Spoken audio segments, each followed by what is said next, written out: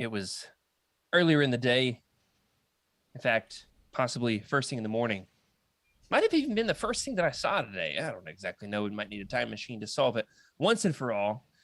That I saw a message from Rick, in which case he was saying, hey, did you realize that this is episode 66? You going to let this slide without us doing something fun involving, the infamous Order 66 in Star Wars? And I was like, yeah, we've already got a show plan. We're not about to change it at this point, which got me thinking, there are quite a few good stories involving or surrounding directly after leading up to Order 66. And I decided we're not about to, get all into an episode on the Legends history of Order 66. We're about to try to come up with a new Legends Look Back episode the day of the podcast. We've got a great show for you tonight. We've got a whole thing. However, I did give Rick this one little bit of leeway. I did grant him this wish. He had a bit. And so, Rick, here is your bit. Congratulations. You get to do the thing. Go for it, my friend. Execute episode 66. Oh, man, that growl kind of scared me there. I got to admit, everybody let Rick know how he did on this impression. Is that at least like a 6 out of 10, 7 out of 10? Anybody going to give Rick an 8? If you give Rick an 8, hey, congratulations. Give him a round of applause there in the YouTube chat, or if you're watching this in the future, hey, however you want to communicate it to him, let Rick know how his Palpatine was. But you know what? I'm kind of curious here. I'm hearing Rick, heard Emily giggle over there. Anybody seen Freddy? Wait, hold on. Did anybody get the battalion of clone troopers out of Freddy's house before this episode? Anybody check on Freddy? Freddy! Fred!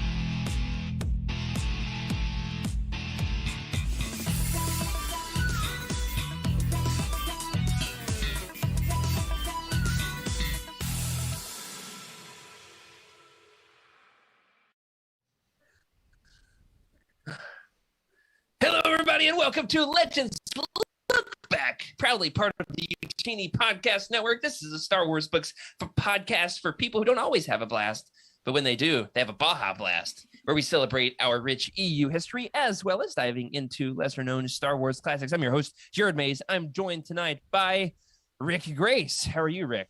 Hey, man, I am doing pretty good. Back from the dark side? Yes, I'm briefly back from the dark side.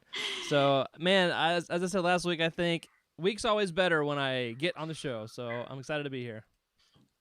It is a really fun way for us to connect and hang out. Glad to have our friends with us in the chat. Also glad to have joining us once again this week, Emily Daybeck. Hey, how's it going, guys? We did trick-or-treating last night with my toddler, who is currently resisting going to bed. So I apologize if you hear some of that process, but it was really fun. Very excited to be back in Star Wars world. I bought our trick-or-treating candy maybe late September. As soon as they had stocked it in the aisles of our local grocery store. But that was a huge mistake because it's really easy to see it and just dip into it day to day. Oh yeah, for sure. Yeah, I panic bought it because I always forget every year, and then I end up buying it too late. And so it was late September, and I was like, oh my gosh, I have to get it. So I got home before I realized it wasn't even October yet. But then It's been really nice because every Halloween event that has happened since, we just take whatever candy my daughter gets and put it into that bag. So now it's just refilled itself half a dozen times. Leftover candy from a year or two ago? Oh, for sure. No, not a year or two ago. No, from if there's a trunk or treat, or if there's Fort Irwin does a really cool thing in the training area in one of in a little training village where they have a big Halloween event. So anything from those, we just put it back into our thing because she doesn't need to eat all that candy. We don't need to eat all that candy, but other kids might. So that's what we do. We got the ring pops this year. And I discovered after I lit because they love them, and it's kind of classic nostalgia 90s. Of course. And it plays into my whole vibe. It was a couple licks into our ring pop about a month ago. Our box of ring pops that I discovered. I accidentally bought the color changing, the tongue painting ring pops. And my kids were thrilled to have Thrawn tongues. Their tongues were just bright blue. absolutely You fluorescent. know, they made tongue painting ring pops. That's excellent. You know who wasn't so thrilled? My wife. Oh yeah, I wouldn't like that either. That stuff gets everywhere because kids just lick everything. It didn't turn their eyes red. Then we would have had, either a problem on our hands or a sci-fi novel on our hands. Either way, excited what about is that, the Goosebumps? trick-or-treating. It does sound like an episode of Goosebumps. Yeah, why are all the kids' tongues turning blue? Got to figure out the mysterious force behind it. This is getting strange. Let us know in the chat.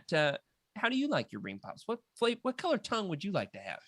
No, please don't tell us anything about your tongue. We are, however, going to share. What's that, Rick? It's getting weirder. Well, Freddie's not here tonight. He was not assassinated by a battalion of clone troopers. Got a bit of work travel. Not able to join us. Sometimes, it's not the end of the world here at Legends Look Back without one of our hosts, but he is dearly missed. We do have, however, a very fun show planned for you this week while we continue to read Darth Bane, A Path of Destruction for our next roundtable coming up over the next couple of weeks. I got to admit, I've read a little bit now out of the these big floppy new Essential Legends collections. These suckers are so friggin' readable. They're just nice to sit down with and prop them open and dive in. Also loving the audiobook by Jonathan Davis. Man, I don't know if there's anything I enjoy more in the entire world than listening to Jonathan Davis read a Star Wars book. How about you guys? He's pretty good. I'm not gonna lie. I really can't. You can't go wrong with either Mark Thompson or Jonathan Are you a Davis. Mark Thompson fan? I don't know. I like the guy for sure. So I can't decide.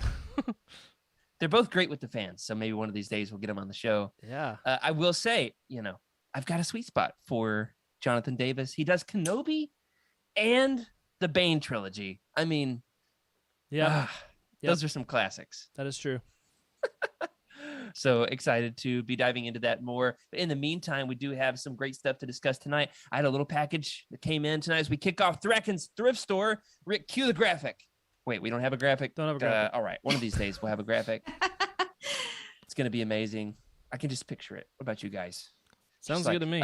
Like a chubby, sleazy Han Solo. Thraken Sal Solo. Doesn't he have like a cybernetic eye? If he doesn't, he does now. And I'm just picturing him with like a Santa sack slung over his shoulder, like of his finds, his thrifts. We'll see. We'll get there one of these days. We've got a few amazing graphic designers in house. We'll see if we can get them on it. But I do have something to show off this week. How about you guys? Here's what I've got as you gather your collectibles.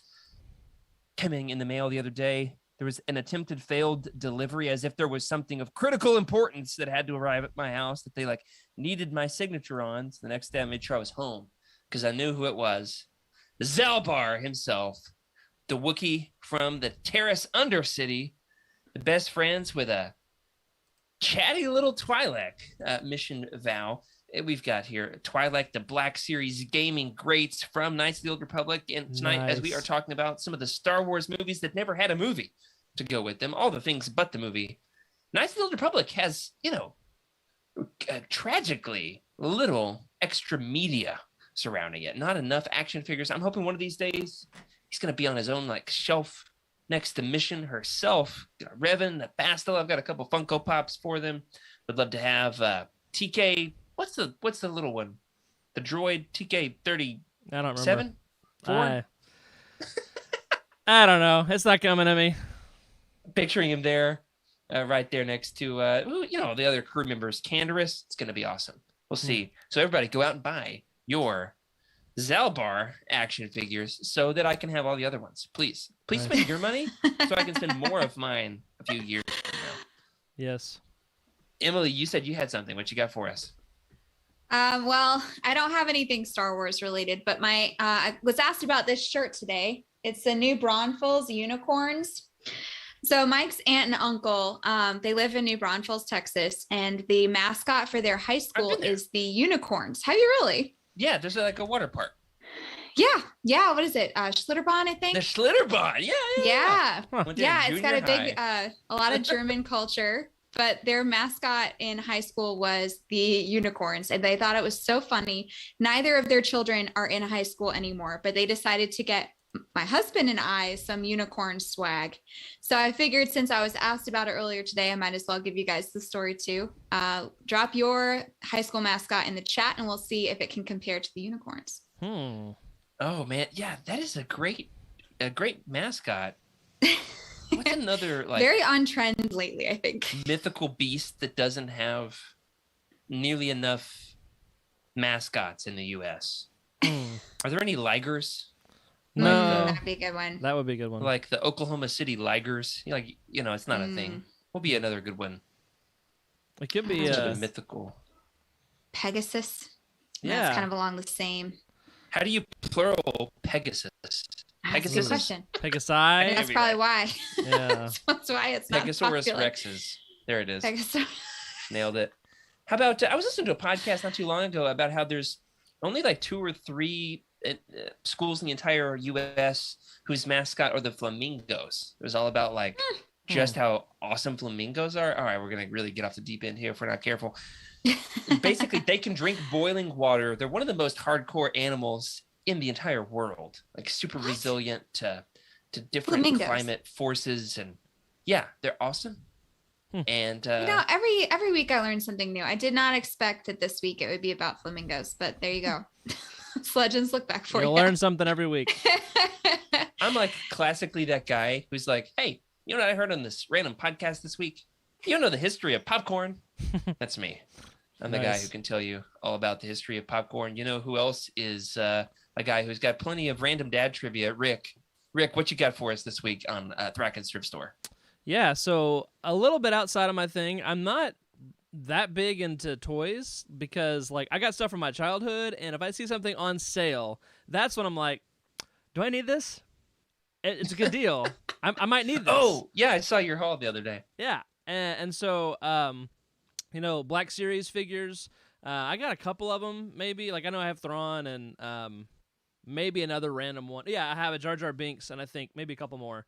Anyway, but if you haven't heard of Ollies, anybody heard of Ollies? Y'all too? Yeah. Okay. Yeah. All right. So I'd never heard of them until they were here. They live in the husk of Toys R Us, and that makes me sad every time. But yeah, they had a bunch of different figures on sale, and particularly they had the Hyper Real series. Okay. I don't know if you've seen these. Oh no, I'm picturing like Buff Jackson now. Yeah, right. But they come with like all kinds of accessories, like alternative hands and faces that you can put on, and they're like an 8-inch figure. Yeah. And they're like equivalent to all the limbs lost in Star Wars right there. Right? It's wow, pretty cool. Sure enough. And so this one was on sale, and it's like the box is beat up, so there's some damage. But actually, it was advertised for a Darth Vader. I saw Luke, and I was like, well, that's pretty cool. I'll take Luke. But then the bug was in my head, and I had to get Darth Vader. That's how it gets you. So I got Darth Vader on eBay and paid too much for him.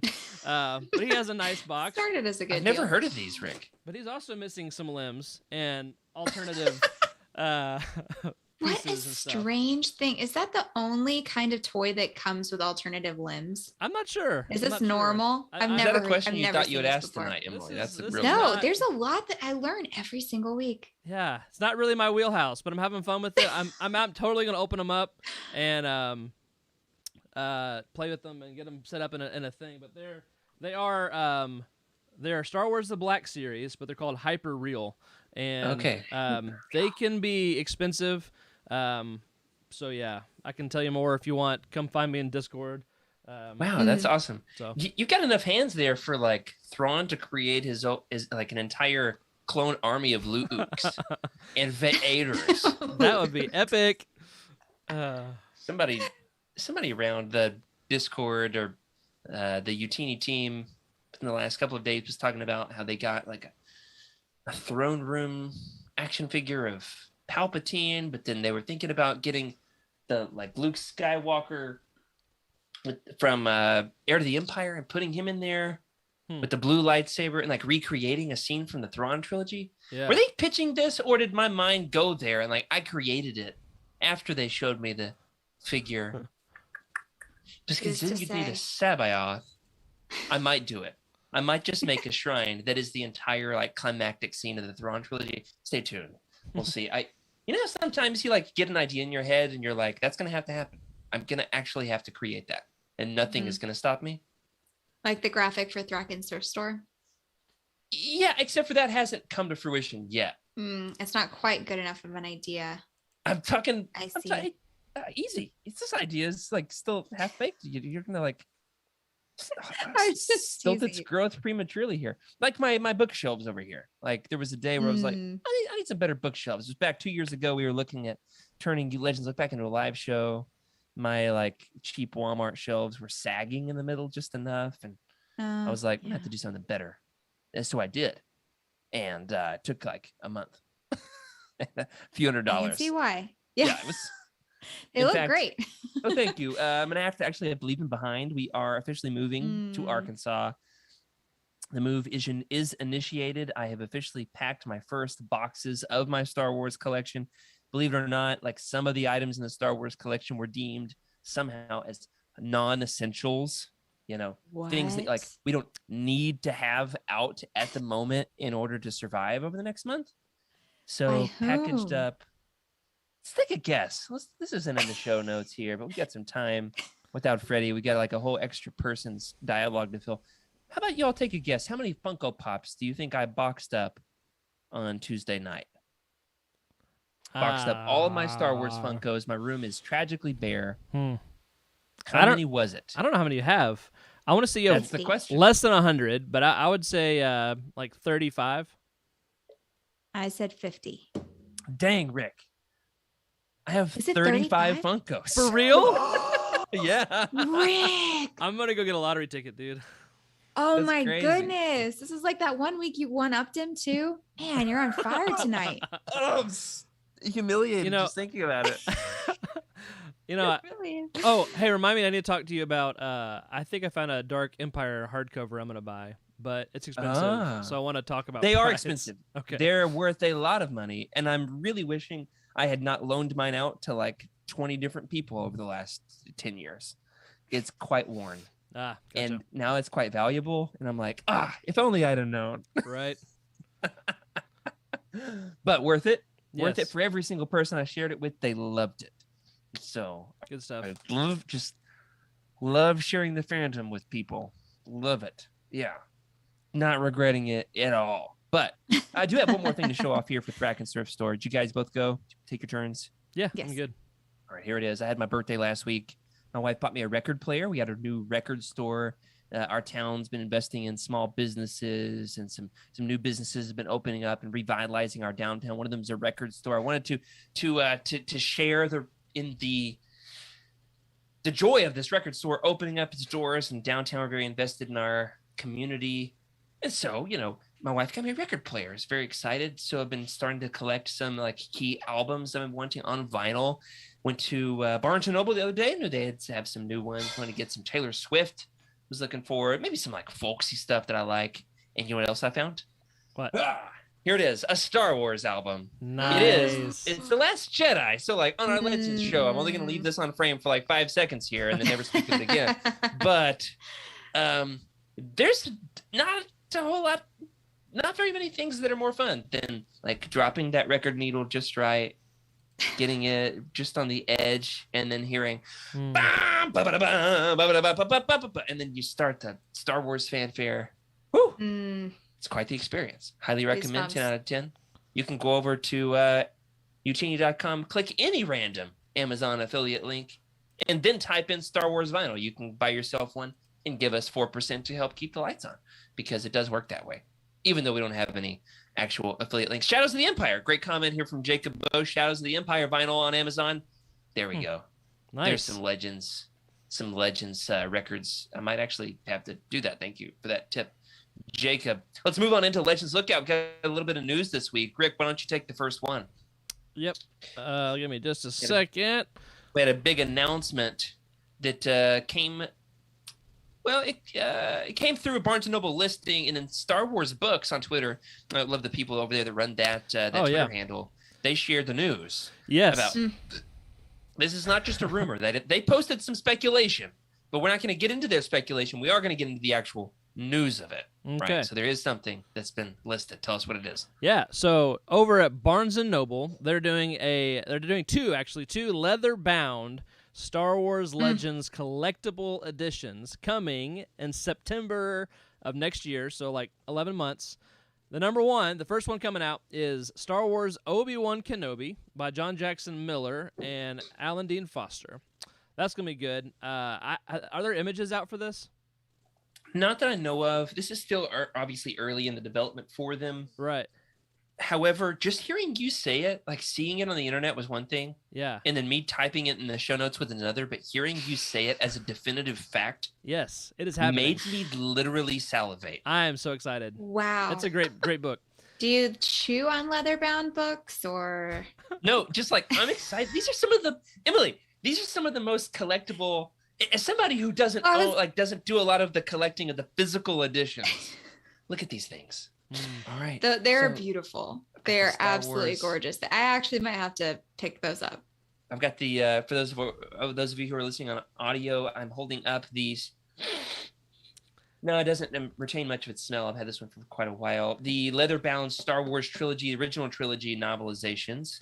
It's got gold foil leaf pages. Yeah, Darth Vader on the cover. It looks like a Bible, doesn't it? Right. I mean, a very fancy, glowy Bible. Yeah, I mean, like you can have a Bible on your phone, sure, absolutely, right. It does have even like the Bible bookmark. That is true. Ribbon. Tassel. Yeah, tassel ribbon. The phylactery. Like oh man. Going Old What's Testament. the Anchorman quote about like back at my apartment there are many books and they are leather bound? Like that's what I've got going through my head on repeat. I've never seen it. Good reference. Oh really? Yeah. Somehow. Oh man. Yeah, I've got two of these. There are more. I have the Han Solo Trilogy. Yep, I got that one from too. AC Crispin. Mm-hmm. And so it's got my favorite part about it is Jabba's smoking a hookah on the back. Just lounging. You got one too, Rick? Yeah. Yeah, these are great. I'm very excited for this. Now, what's amazing is these do collect multiple stories. So, as I said, both of these contain a trilogy. Mm-hmm. The first announced book is called Obi-Wan Kenobi. Now, the book by John Jackson Miller is called it's called Kenobi. Kenobi, right. So the question then is, what will it collect? Yeah. And I don't know if this is news or speculation, so we want to be careful with it. Right. What will they put with Kenobi? That's the real question. And Alan Dean Foster's going to be sort of like anthologies there, right? or like combinations? Yeah. And I don't know what I would put with Kenobi. I think the word on the street is there's going to be The Approaching Storm by Alan Dean Foster, his episode 2 prequel. Oh. Huh. But I don't remember it necessarily being an especially memorable Legends book. I've got it right here. I remember nothing about it. Absolutely nothing. Well, what was it? It's the one about Obi-Wan and Qui-Gon. Not the Apprentice. What's it called again? It's canon, unfortunately, but Master that would and make Apprentice, sense to them. That's it, Master and Apprentice. No, I want it to be a Legends book.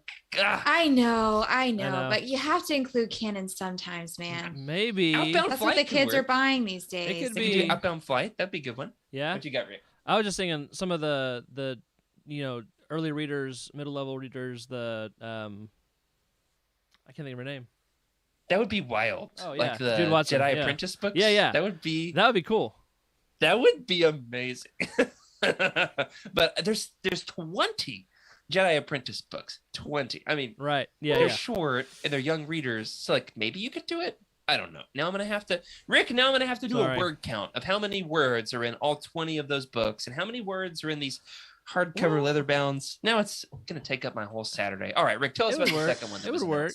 The second one is going to be Star Wars The Mandalorian. Featuring... Saw that one coming a mile away. Right? K.W. Jeter, and the author listing suggests that this is going to be the Bounty Hunter Wars trilogy, which is the Mandalorian Army, Slave Ship, and Hard Merchandise. Mandalorian Armor. Ooh. Mandalorian Army sounds awesome, though. Yeah. That would be a good book. This would work. These are actually quite good. They're a little wordy. I would have liked to have seen, I think in hindsight, the 3 condensed into one book. But you just put them within the same leather-bound, collected edition. I guess technically then it's one book, right? I guess. That's how that works. This one makes more sense to me that you would put the entire Bounty Hunter Wars trilogy into one volume. If they do, hey, I can guarantee you this. We will, without a doubt, cover it about a month to 3 months after release right here on this show, Legends Look Back, Youtini. What do we call this? YouTube.com/Youtini. This is where you can find us 9:30 p.m. Eastern on Wednesdays a year from now. Check back. Are we going to read the Bounty Hunter War Trilogy? We'll see if this actually comes to fruition, because with the publishing delays, it's hard to believe that any of this is actually going to happen, but I have faith. Yep. Especially when it involves Legends books. What's one, let me pitch it to you guys. What's one Legends trilogy you would like to see receive this leather-bound Barnes & Noble hardcover treatment? Ooh, the Thrawn trilogy, right? Is that already one of them? No, I mean, that's a no-brainer. Why isn't that one of them? They should have already been there. Guys, they could just put Savaya's abs. That's the whole cover. Yes. Just shirtless Savaya. That should be the back, like a special treat. He flips awesome. the back and it's that. Just like the beard. Oh man. Woo! That would be amazing. All right. What's your pick, Rick? Oh man. So of course we're reading Bane right now, so can't go wrong with those, but those are pretty common.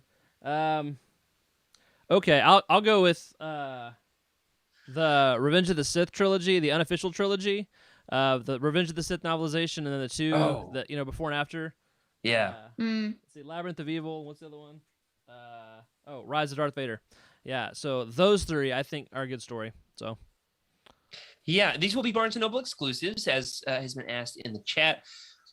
We will keep you posted as we have more information right here on the show. Love both of your ideas.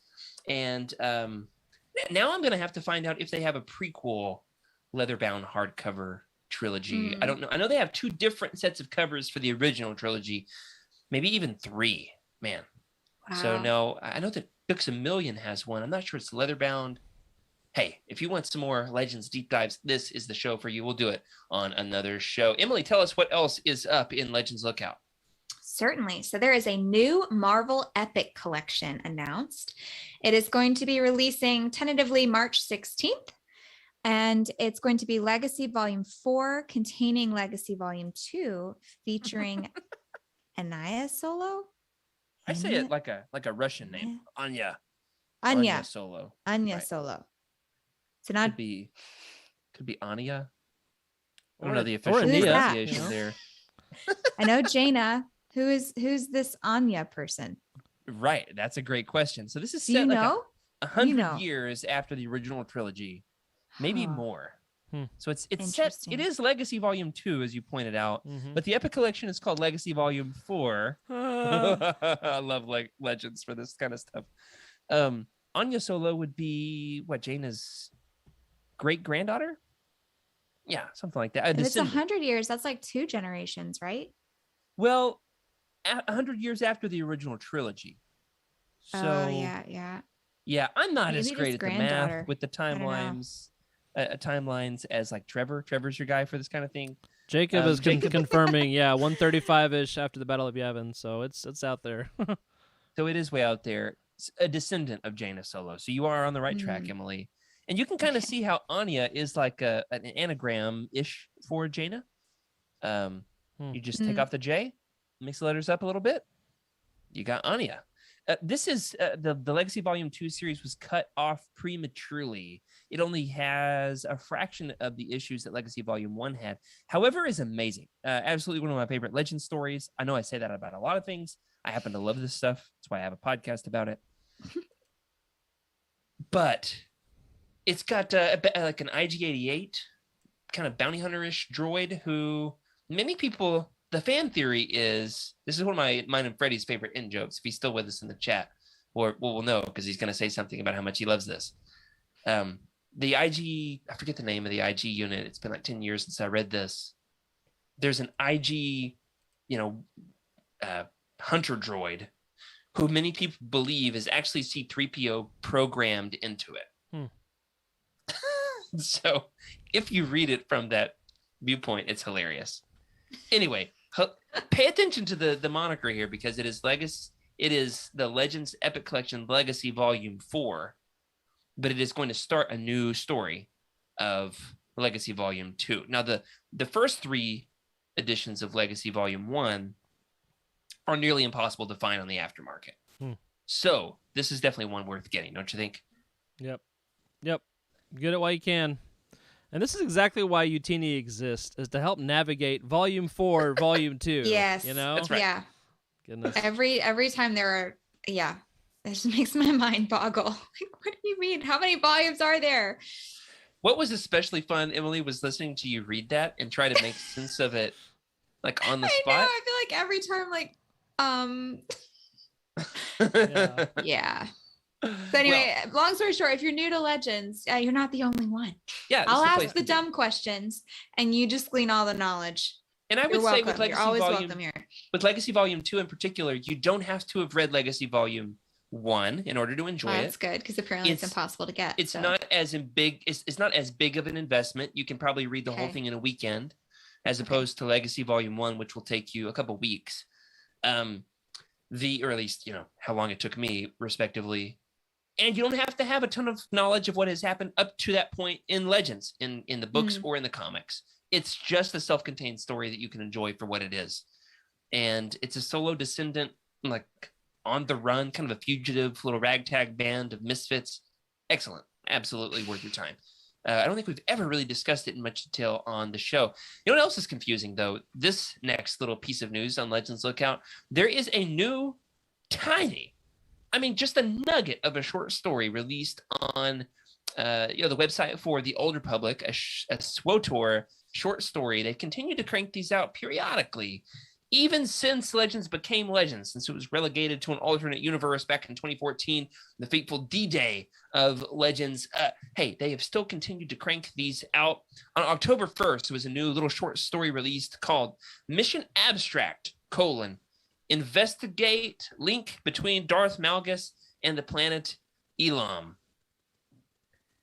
I looked at it. There's not a ton there, but there is some, it is fiction written in the Legends universe.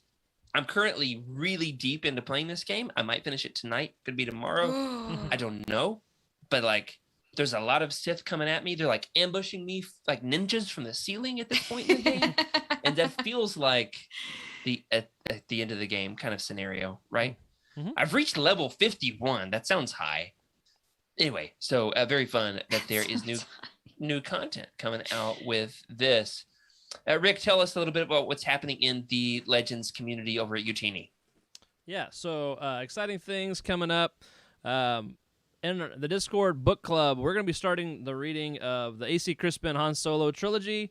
Paradise Snare's coming up. I cracked it open today and just barely got into it.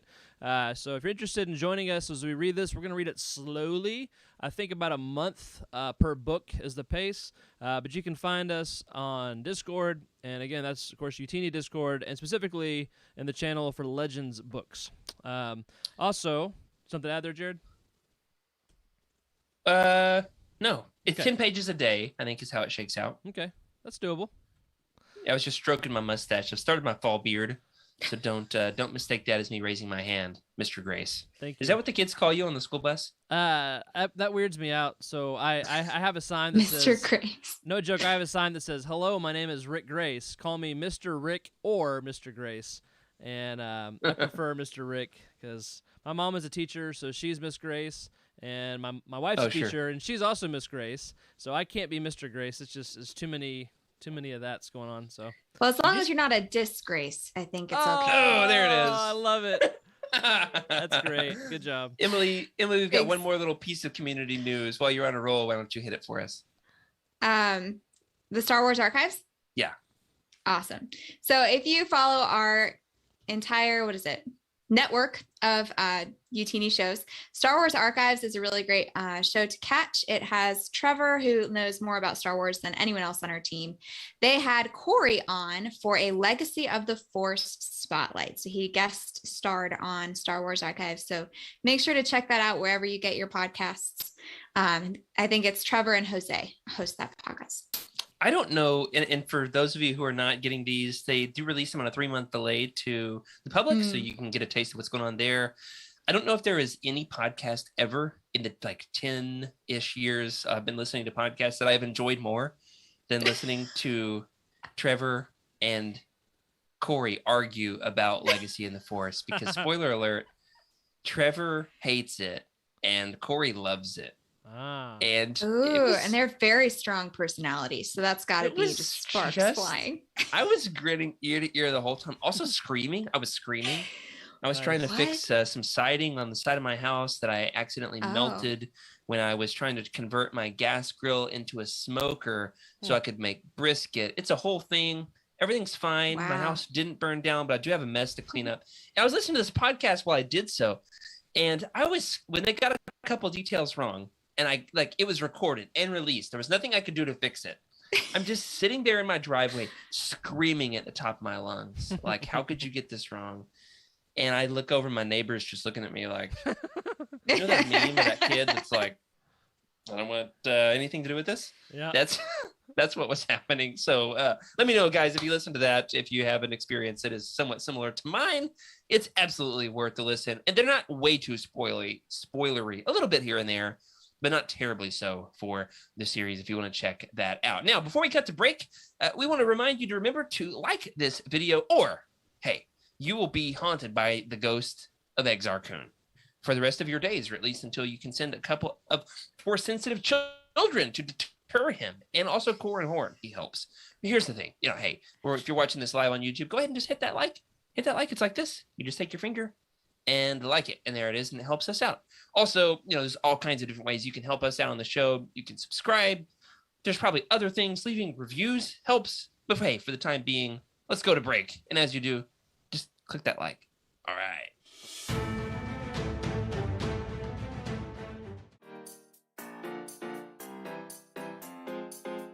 Darth Vader lightsaber lamp, and I just I just knocked over everything in my office so I could get this into the camera shot.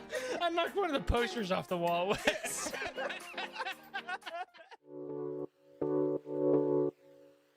Anderson cover. I have heard the Anderson cover described by some friends of mine as one of their least favorite Legends covers, and I don't totally know why. Maybe it's just because Depa Billaba has this dead stare in the background. You know what it is?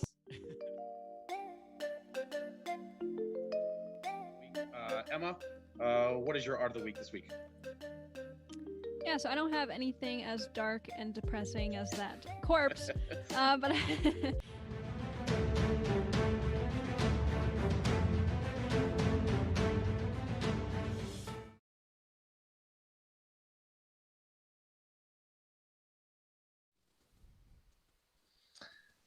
here's the funny thing. I warned people to like this video or you'll be haunted by Exar Kun. And our buddy OK Endar in the chat says, I actually think I'd kind of like it if Exar Kun haunted me. So, hey, regardless of if you want long dead Sith spirits hanging out in your temples or whatever, it does help us out in the analytics. If you like the show, somebody else might as well. We've been notified that we're having a little bit of technical difficulties here, having a little bit of lag. So we are going to take a quick break. Stay here with us. We will be back as soon as possible, trying to get you the best show possible. So regardless, it may be Exar Kun is the problem. I blame Exar Kun. How about you guys? All right, go ahead 100%. And hang tight. All right. Standing by. We'll be right back.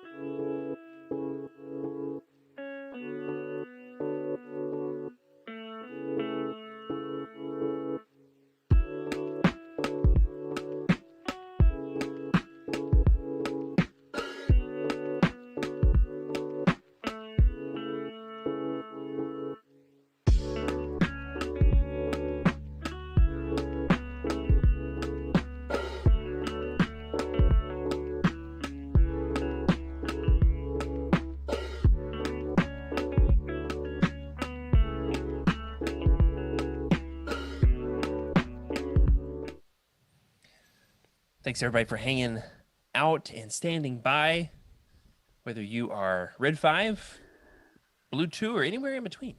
Glad that you are here.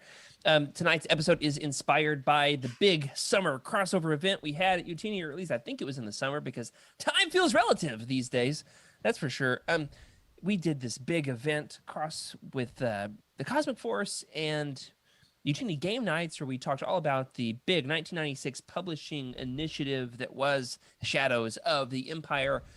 And in my defense, I had never read it before. I didn't know just how problematic it would be. But one thing fun that came from it was this, to see just how much merchandise, how much fanfare was made around this one particular story. And I was interested from the legend standpoint, what other big publishing tentpole initiatives were on a similar level, or at least in competition with Shadows of the Empire for the most hullabaloo made out of a particular story ever in the Legends universe. We talked about one last week being Rogue Squadron. Rogue Squadron. Do you guys remember from last week? If you're here with us in the chat, I'm going to quiz Emily and Rick right here on the spot.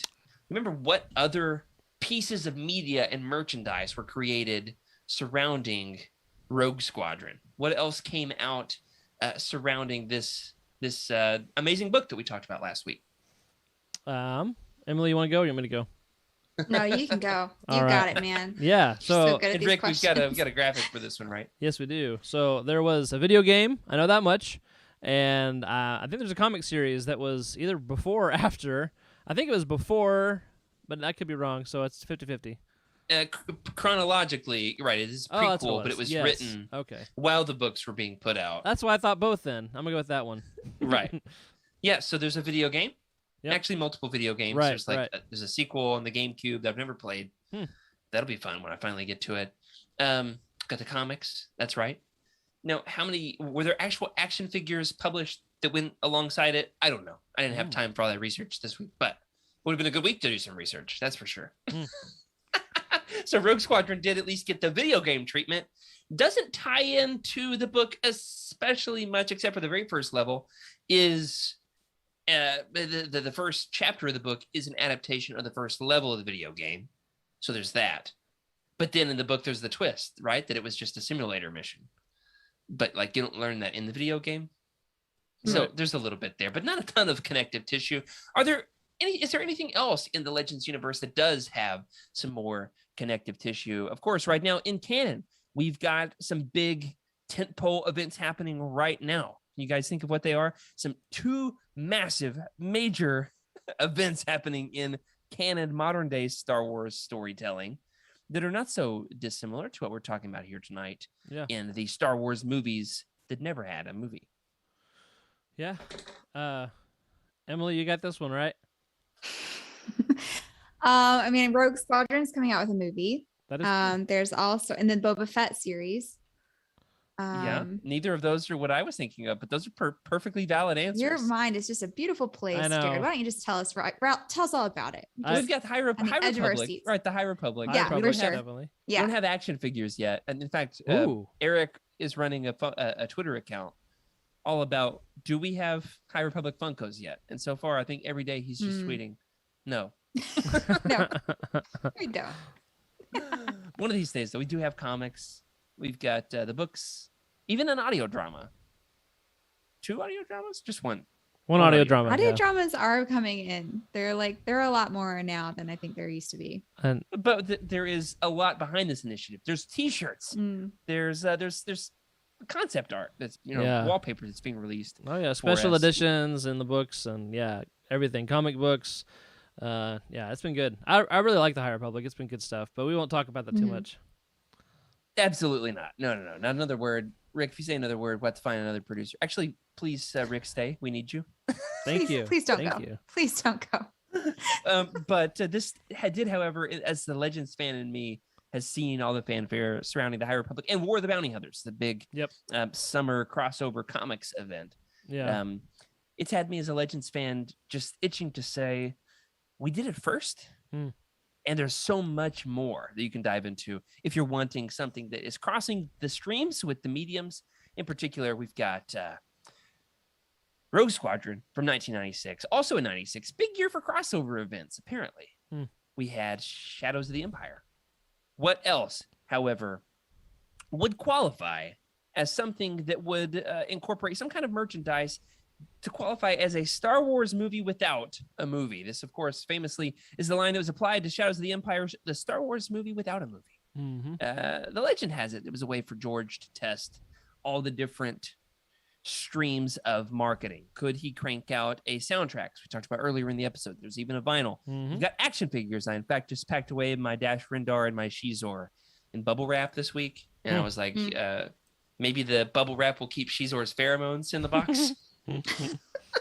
But alas, it's packed away. Who knows where it is? So here's the question. And that is, what else qualifies as Legends Star Wars movies that never received a movie? Rick, why don't you lead us off? Yep. So the first one, I'm pretty sure has already been mentioned in the chat, but Dark Empire. Back in 91, we've talked about how good of a year that was for many of us, the year we were born. But yeah, that was an era where a lot of things were being put out. Like you mentioned, testing the water, see what would sell. So we had action figures, we had comics and audio dramas. A lot of exciting things happening with Dark Empire.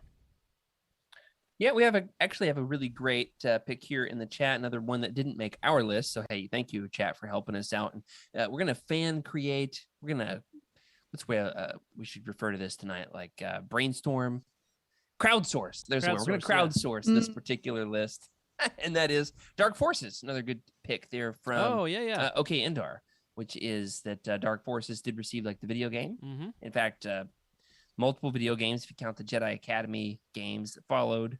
I got into the first level of the first one of those on my Switch. Yeah. And I couldn't figure out how to get across the river.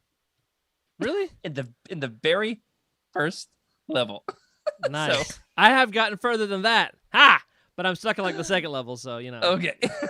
But I do love the audio dramas that adapted those three particular stories. And then Rick does love the fact that he got those hardcovers of his Dark Forces trilogy.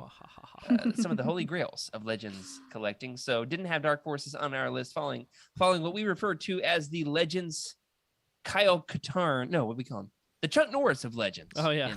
Kyle Katarn. That's right. Dark Empire, though, as you've mentioned, Rick, we've got the comic. There is no book adaptation. I was asked recently, is there like a prose adaptation? Not that I know of. There is, however, kind of flying under the radar, hard to get your hands on these days, audio drama adaptations of Dark Empire 1 and 2, but not of Empire's End. Unfortunately, you're going to have to read those. It's only 2 issues. Like, you can handle it. But yeah, okay, so help me out there. So, by the way, I think the volume I have is just Dark Empire 1. That's why I'm in the market for the whole trilogy. So you have Dark Empire 1 and 2 that are a series of comics, and then what's the third part to the trilogy you just said? Yeah, Dark Empire 3 was canned prematurely. It was in development and never did quite see the light of day, so it was condensed and did not have Cam Kennedy, the infamous watercolor artist who made that quite iconic art. He was not on the series. A different artist, fine, but there's quite a jarring difference there.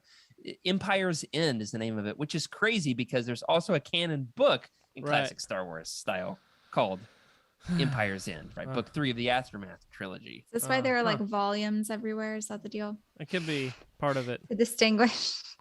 There are only so many names. I know. So Dark Empire cycled through. It's 6 issues. Dark Empire 2 is 6 issues, and it is spectacular, but it takes all the craziness of Dark Empire 1 to 11, for sure. Whoa. I kid you not. This sounds like I'm making this up. The Millennium Falcon ends up running away from Boba Fett into some kind of like a cloud in space of toxic gases or something like that. But inside, there's a colony of steampunk people who... No, but it does sound like that. But they're good guys. That. They're led by a benevolent king named Impatijoyos Bran, who is a Jedi whose head is all that's remaining of him, that's attached to a ball with a lightsaber that's built into his ball. Like, he doesn't have a body anymore, just a ball with a lightsaber. It's not euphemistic. No, I think really. All right, I got to find a picture. She doesn't believe me. Why would Imperajoyos brand. Without a doubt, my favorite. There ought to be an episode of this where we do like fact or fiction. Like, what are you telling that's yes, actually true? That would be great. And what is just completely made up? Because I honestly don't know if I'd be able to tell. So his lightsaber is built into his ball, and he is like he hangs out with Han and Leia, and then he ends up joining like their fight against Naked Palpatine. So they go to help Luke, evil Luke, but not so much evil because he's turned back to the light side because he and Leia defeated Naked Palpatine in the duel. Whoa. It is getting spoilery. I'll stop. I'll stop. Imperajoyos Brand is a steampunk Jedi in a ball from Dark Empire 2. I want to make so many jokes. I want to make Jedi. so many jokes. Yeah. Wow. I'm not making this up. Yeah. Tom Veach made this up, and Cam Kennedy. All right, I gotta find a picture. It was made up by someone, but not by me. Now we're talking about Star Wars movies without movies. Obviously, there is a book, there is an audio drama, there are also action figures. Now I don't have any yet. Freddie bought me one, and then he loved it so much that he kept it. So there's that. I would love to get them.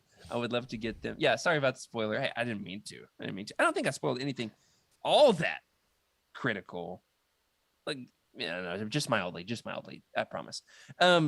However, there's action figures, there's comics, there's an audio drama. Now, if we're gonna rank like which of these really took it up to 11 with the whole Star Wars movies without a movie, it doesn't quite come as close as Shadows of the Empire, but it is, however, at least halfway there. What else is something that we should be aware of? Let's see, Rick, you read that first one. Emily, next on the list is what? The Clone Wars Multimedia Project of 2003. Yeah, and this is amazing because actually our friends over there, we've already previously mentioned on the show, Star Wars Archives. They did a whole episode about this. We're not going to go into too much detail and refer you over there. It might even be out for the public at this point. This included Shatterpoint, for example. These were walking through the Clone Wars in the years between episodes 2 and 3. You could literally live those 2 or 3 years of the Clone Wars day by day as these stories were being published with the comics and the books. So it consisted of these novels: Shatterpoint, Legacy of the Jedi, The Cestus Deception, MedStar, Battle Surgeons, MedStar, Jedi Healer, Jedi Trial, Yoda Dark Rendezvous, and the Republic Commando series. Then there's also comics. So we've got pretty much all the comics that I talked about on the recent episode of The Cosmic Force, all the ones with Ayla Secura and Quinlan Vos, the Republic comics. You've got Obsession, it's Obi-Wan and Anakin hunting for Asajj Ventress stories. There's video games. Yeah. The original Battlefront video games. You played those, Rick? I played a little bit of Battlefront 2. Like the original, but I'm also thinking, like, isn't the classic Xbox the Clone Wars? Isn't that the same era we're talking about, right? Now, I think so. I've never played it, so I don't even know what it is. Really. Yeah, well, I had to look it up because my brain is clicking. Wow, that's a first. And it looks like it's April 22nd, 2003. So I'm guessing it fits in perfectly with that era. But I played that game on Christmas Day. I got my Xbox, and that was like the demo game that I had. And it was a lot of fun. So this is connecting me with memories that I totally forgot about. So I'm about to go back and reminisce on good old 03. I'm gonna have to check it out. When COVID was first getting started, my husband upgraded his Xbox and we downloaded Battlefront 2 because that was like my thing. I was like, okay, you can get that, but we have to get a Star Wars game. And then I committed to trying at least 10 days in a row where I played every single day because I've never been very good at video games. And I was like, there's something to it. I might as well give it a shot. I couldn't ever get past the Death Star wreckage. And that's like the second level, maybe. Nice. Okay. It is very early on one day, but that the only Star Wars video game that I've ever played was during the Clone Wars Multimedia Project. The only one you've ever played. Wow. The only one. We're going to have to do like a whole Legends Look Back series. Maybe like a once a month thing where we make Emily play a classic Legends video game. Just like put her on the worst level of everyone. You got to wait till after I have this kid though. Cause like, I'm going to need a drink with that. I keep forgetting that you're pregnant and then you mention that and I'm like, whoa. I'm not going to need to. Yeah. That's not something I want to do. Well, I did not find Imperajoyos Brand, at least not like a huge picture of him that I can show off. I did, however, find a full page image of a Rancor drawn by Cam Kennedy. All right, here we go. Empatajoyous brand, just to prove to you that I'm not making this up. See if I can get it up close enough to the camera. You see him there, looking in his Bali self. It's like if Buzz Lightyear met BB-8 in Jedi form. That's like what that looks like. That's nice. Yep. All right, now we're gonna have to make an entire Youtini reading collection, and that's gonna be the quote at the top. Buzz Lightyear met BB-8. Oh my goodness. Yeah, that's awesome. Well, the Clone Wars multimedia project, obviously, conceive of it as this: anything before Filoni got his hands on the Clone Wars. So Clone Wars without Ahsoka is what it is. I consider it like the dark and gritty Clone Wars. It's a little, there's some dark and gritty stuff in that series, but this goes to some really shadowy places that series doesn't quite get. All the Quinlan Vos stuff. There are some slight contradictions to where the next Clone Wars series will eventually go, but it totally qualifies as a Star Wars movie without a movie. How else can you experience a Star Wars story for multiple years, entry by entry by entry, other than now, like with the High Republic? It's a great way to do it. Yeah, it reminded me of the High Republic when you were describing it. Very fun way to be involved. You just look for the next entry, whether it's a comic, whether it's a book, whether it's a video game. You grab it, and it's like you're in the trenches of the Clone Wars. Next up is one that I am just been dying to talk about, and it's one that we have not covered in nearly enough detail yet here on the show.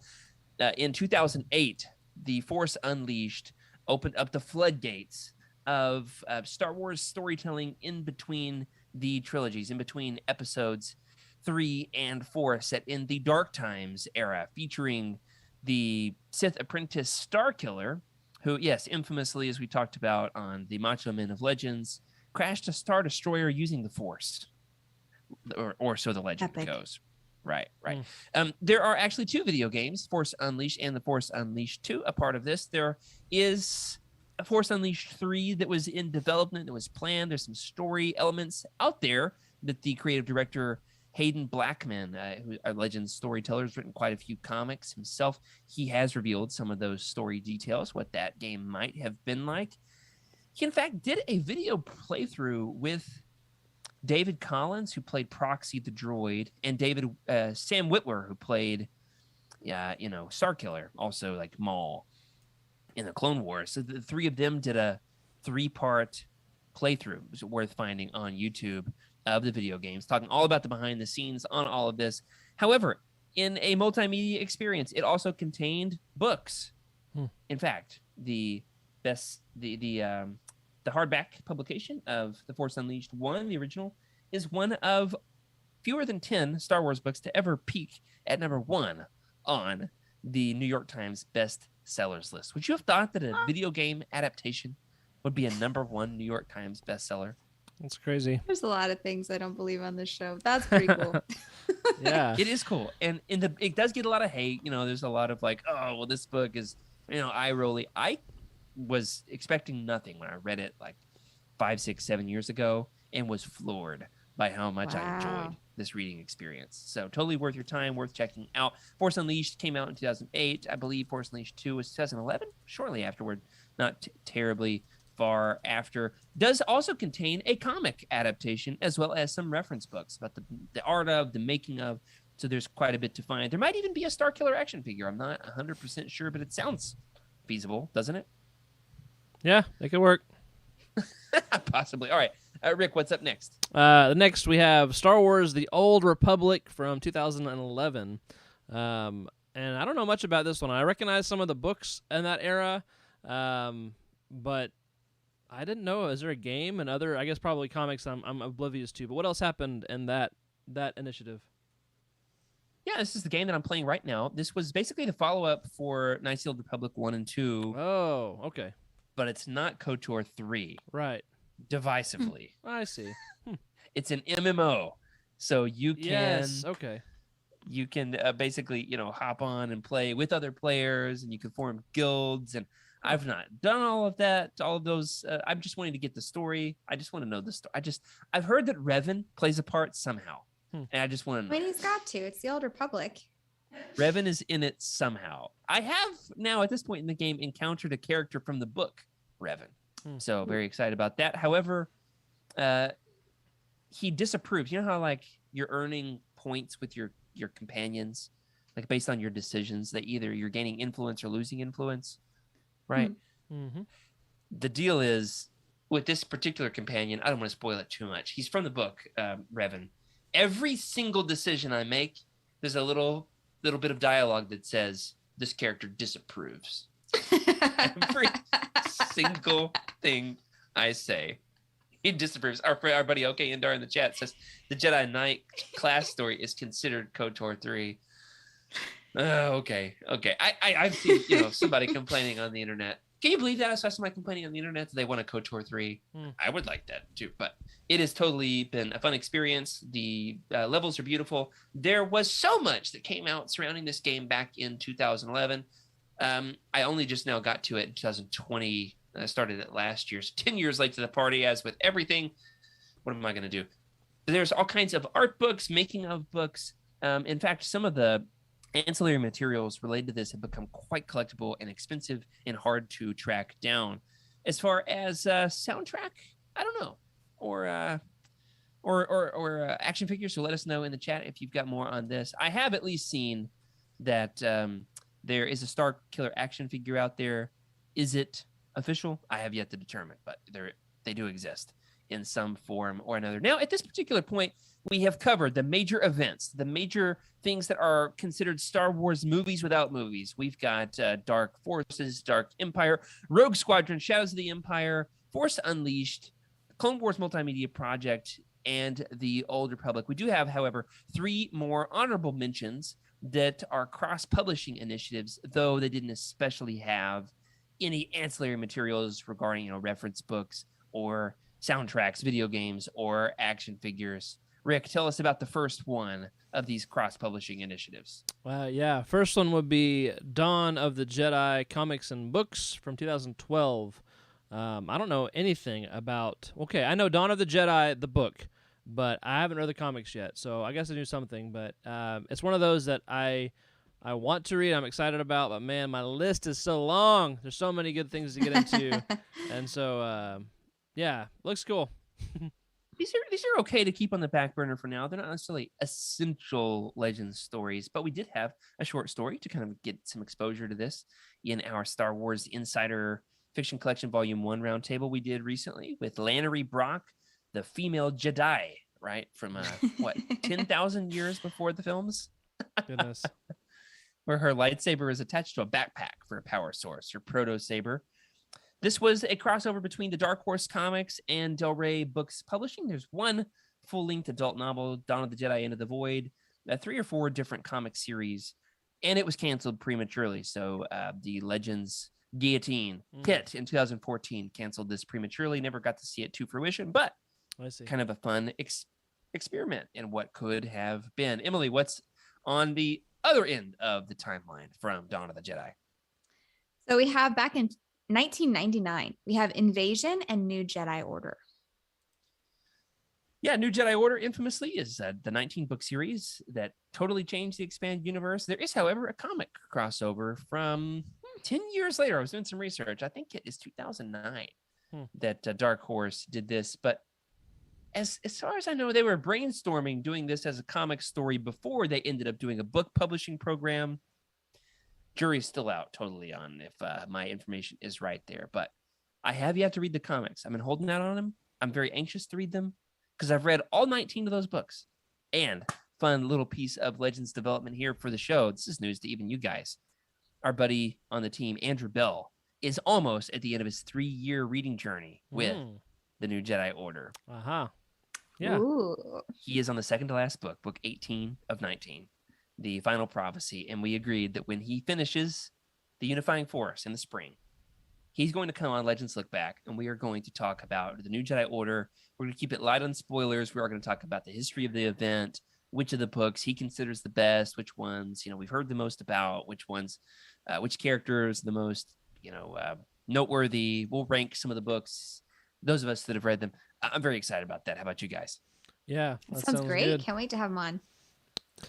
And then finally, for tonight, we've got Fate of the Jedi, which crossed over with the short stories Lost Tribe of the Sith in 2009. Fate of the Jedi was a 9-book series published right there at the end of the Legends timeline happening. You've got New Jedi Order, and then Legacy of the Force, and then Fate of the Jedi. I'd like to pitch it as this.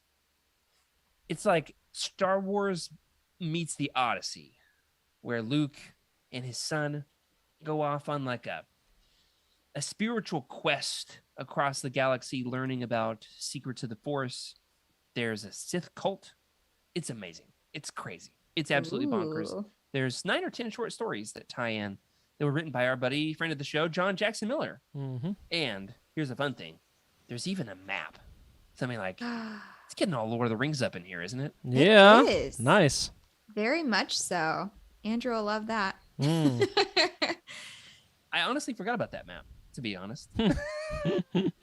I've discovered that it is here. So at this point, let me ask you guys, what is some Legends story or Legends title, some big Legends thing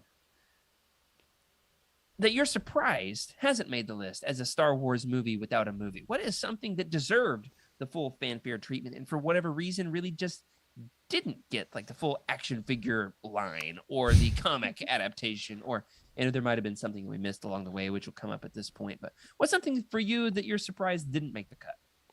Oh man, well, Courtship of Princess Leia for sure. I'm just kidding. I don't know. Let's see. I'll say like what I want an action figure for is if there's a Corran horn, I'd take one of those. That'd be cool. But Kyle Katarn decked out in green. Yeah, Kyle Katarn really though, like having me a Star Wars Chuck Norris around the house would be very handy. Gotta say. So yeah, Kyle Katarn. I think there's an action figure for him. Is there? I could I'll be have to find wrong. him. He's got a good beard, like the lone shoulder pad, just the one. Just the compared one, to Dash right. Rendar. That's how you know the difference. Dash has 2. Emily. I feel like this is my answer every time, but I feel like Thrawn really needed more. No, I think you're right.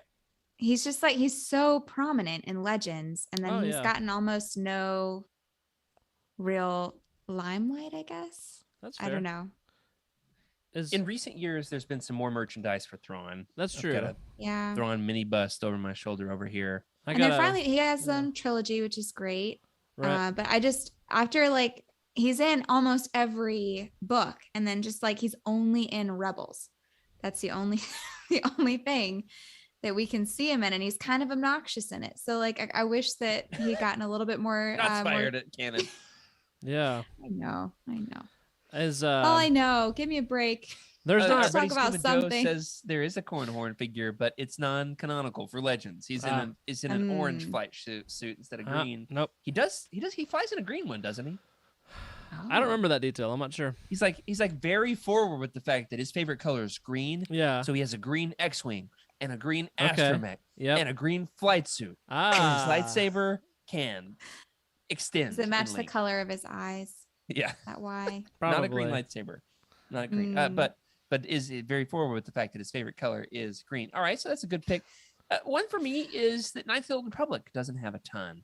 As we mentioned earlier in the show. When the game came out, I think with BioWare and Lucasfilm, LucasArts, a little bit surprised to discover just how huge of a hit that it was. It was the 2003 Game of the Year, according to multiple video game outlets.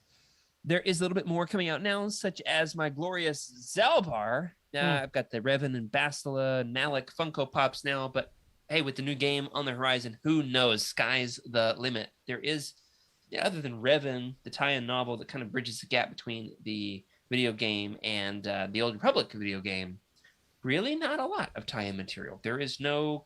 The Knights of the Old Republic comic is kind of its own thing. Doesn't tie in much, just a few key details, but it's not like an adaptation or a spin-off of the video game. So that's my pick. One other honorable mention that didn't make the cut, but does at least deserve a shout-out here is the 2009... the 2009 book Death Troopers, right? The Stormtrooper horror novel. We got to shout this out here in the month of October. Either of you read Death Troopers yet? No, but I did listen to that episode of the show back, early on that you guys talked about them, and it really got me excited. Episode 0. Was it 0? Yeah, it was our test run. Nice. Sure. I was looking for some like Halloween themed books. There's actually a horror or Halloween collection on our website that has Death Troopers. I think that was my first encounter with that novel. And I just thought like the cover art is quite distinctive. Yeah. You know exactly what it's going to be about. Oh yeah. There's also some Galaxy of Fear stuff, for Halloween, and canon. There's the Dark Legends or whatever they're called, the myth and fable counterpart. But anyway, good stuff. Jared, talking about like a video game for Death Troopers. Wouldn't that be cool? That would be really cool. And imagine just all these like zombie stormtroopers coming at you though. Like, man, that'd be good. Now. Ooh. The new Battlefront 2, they had that Ewok hunt mode. Did you ever play that? No, I haven't. I played the video game. I played the story mode, but never much of the PvP. I'm not very good at any of it. It's hard, but it's kind of like a battle royale kind of deal, but like opposite, where you start as a stormtrooper and there's a couple of Ewoks, and it's a dark map, and the Ewoks will hunt you. And once you get killed as a stormtrooper, you become an Ewok, and so it's the last man standing as a stormtrooper. As a stormtrooper to get out and get evacuated from. What? Yeah, it's really really fun, but it kind of has such a trippy concept. It kind of has like Call of Duty Zombies vibes, but it's not scary. It's just it's spooky. It's Ewoks. You hear Ewoks behind you, and then you get hit in the back of the head and stuff. So yeah. Wow. Now. How do you become canonically? How do you become an Ewok if you die as a stormtrooper? Yeah, it's there's like a lot of questions. It's just game mechanics. You know what happens on the forest moon of Endor. Endor stays on the forest moon of Endor. This is where it breaks for me as a Star Wars fan. Like, I need a cohesive story.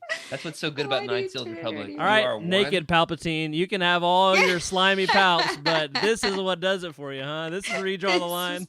Dark Empire was a perfectly cohesive story, and you'll never prove me wrong. All right. But I would like to see a Death Troopers video game, kind of in the style of Resident Evil, of like the mid to late 2000s. That would certainly work. Those are great games. I'm too much of a scaredy cat to play them, but that would work. Would love to see, with some modern graphics, like a great story-driven game set in the Legends universe, obviously. Would love to see some tie-ins to that. What would make a great video game would be the Jedi Apprentice books we mentioned earlier. All 20 of the Jude Watson books.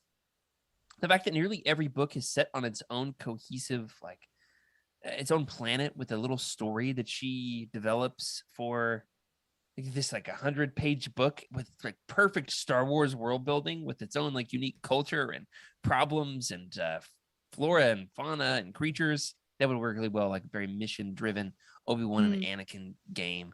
Yeah, oh man, that'd be cool. Now I've got to that would be really cool. I would play that. Picturing them as a video game. All right. As anything else story that you would like to say deserves a full fanfare treatment? What action figure would you like to have had from Legends that you don't have your hands on yet? Yep. I got nothing to add, man. I think we covered a lot. I learned a lot on this one for sure. I've been saying that a lot lately, but this was definitely it's cool to see again just how much has gone into Legends and how some of the same scripts are still being used in the canon world as far as publishing initiatives and doing everything they can to get different fans different ways to be connected to their stories. So Star Wars is still alive and well. Well said, Rick. Well said. I don't know that I've got a great pick either, other than the fact that there's like a Sith collector's pack that has like some of the villains from KOTOR 2, possibly even Darth. Who's the one from Legacy? Darth Crate. It had like 5 or 6. They used to have it at like the Hastings and Cersei where we used to. Really? And I remember looking at it, picking it up like 10, 15, 30 times, never buying it. I was like, I'm in college. I don't need to buy action figures. Now that thing's worth like $300, and I wish I'd spent the $30 back in 2010. Regardless, those are kind of hard to track down, but totally would be great action figures to re-release in some form or another. You know what else is another way you can enjoy some classic Legends Sith Lords? Next week in our roundtable discussion of Darth Bane, Path of Destruction. We're going to be reading Path of Destruction in November. We're going to have Rule of 2 starting in the spring, and then in December, we're going to cover this new Blood Ties omnibus. I actually need to check the release date on that, make sure it's not delayed. But yeah, with everything notwithstanding, no big plans changing. That will be coming up soon. That does it for this week. Thanks for joining us here on Legends Look Back. Thanks to our incredible patrons for your amazing support. Oh, we got Emily here on the screen with me. What's up, Emily? Hey, I know we're missing Freddie. Freddie there. Yeah. Freddie's been missed. But doing a special thank you to our patrons, Cheryl Bell, Patrick Ortiz, Carl Sander, okay, Indar on our Jedi High Council. I give a thank you to Elizabeth Cloutier, Jason Mitchell, Sally and Chris Eilerson, Freddie C. Hopefully he comes back from the clone trooper assassination attempt. Thanks for that, Palpatine, here on episode 66. Jason Mitchell, Sally and Chris Eilerson, Earl Q, and Tyler Latour on our Jedi High Command. Thank you for your amazing support. Remember, everybody, sub to the channel. Leave us a review in your podcast platform of choice. That will help more people to find our show and join the most positive Legends community on the internet. If you want your thoughts read on the show, you can email us at legendslookback@youtini.com. You can send us a message in the Legends Look Back Discord channel. Leave a comment on this episode on YouTube, or find us on Twitter at Legends Look Back. I'm at Jared Q. Mays. Freddie's at Wake Up Freddy. Rick_Grace. And Emily. Darth Daybeck. If you're looking to buy some of these books, want to help support the show, you can look up a book on Youtini, click the Amazon link in the profile, and hey, after you've read it, you can even leave us a review and let us know what you think. In the meantime, remember to keep the Youtini fan code and be a force for positivity in the fandom. Until next week, may the force be with you.